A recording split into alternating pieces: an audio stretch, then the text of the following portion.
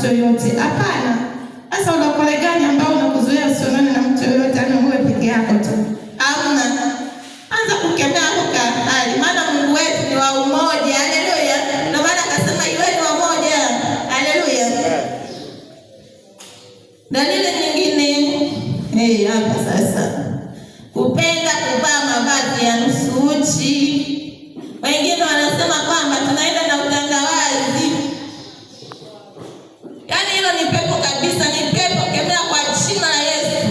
Jamani, nusu uchi sio kwa wamama tu, sio kwa wadada tu, sio kwa wababa.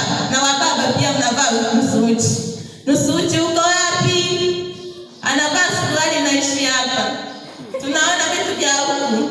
Akina mahali tunaona, yani jamani, mnisamehe kama naongea vibaya, lakini ndio hivyo. Kama wewe unavaa suruali naishi hapa, kingine kinafuata ambacho hakistahili kuona na wengine, hapo upo uchi. Bwana asifiwe sana. Hapo javaa, vaa vizuri. Kwani ukivaa vizuri tu kwa utukufu wa Mungu na kubukiwa na nini? Mdada au mama, unavaa sketi iko hapa. Mpaso mpaka hapa. Hivi tunavyoviona vinamtukuza Mungu? Hivi tunavyoviona vinamtukuza Mungu? Jamani, tuvae vitu vinavyomtukuza Mungu. Sio kuvaa nusu uchi, mara kametanika hapa. Unakuta kweli vijana wa siku hizi.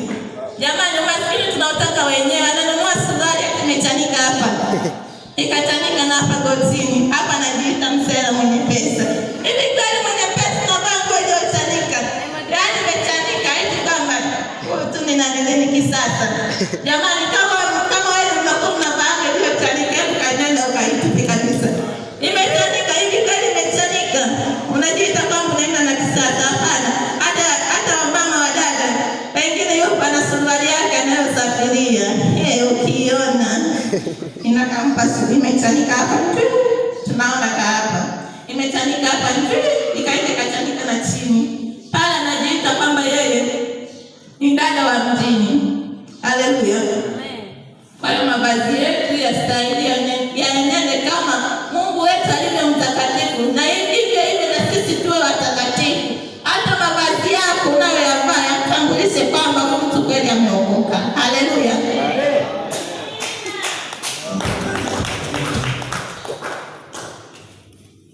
Dalili nyingine, kuota mara kwa mara, anafukuzwa na majinamizi. Eza mbwa, eza simba, unaota nafukuza tu na vitu vya ajabu. Pengine unakuwa unalala, mara nyingi tu ndoto inakuingilia, yaani umelala, yaani unakimbia unafukuzwa na kitu ambacho hata ukijui. Haleluya. Muombe sana Mungu, kemea, yaani ukiamka kemea. Kama upo aidha jamani, mwambie Mungu leo akusaidie. Hiyo dalili ambayo ipo ndani yako, Mungu akutue. Huo mzigo ambao umeubeba, Mungu akutue. Haleluya.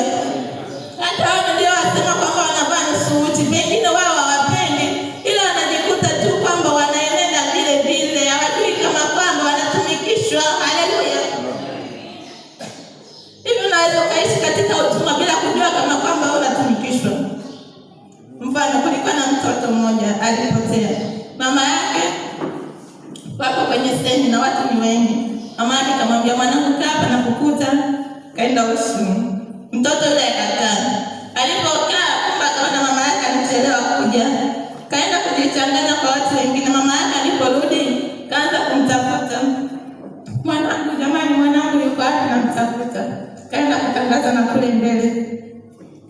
Mtoto ajui kama kwamba yeye anatafuta, na yeye akaanza kusema, jamani, mtoto aliyepotea jamani, si aonekane tu jamani.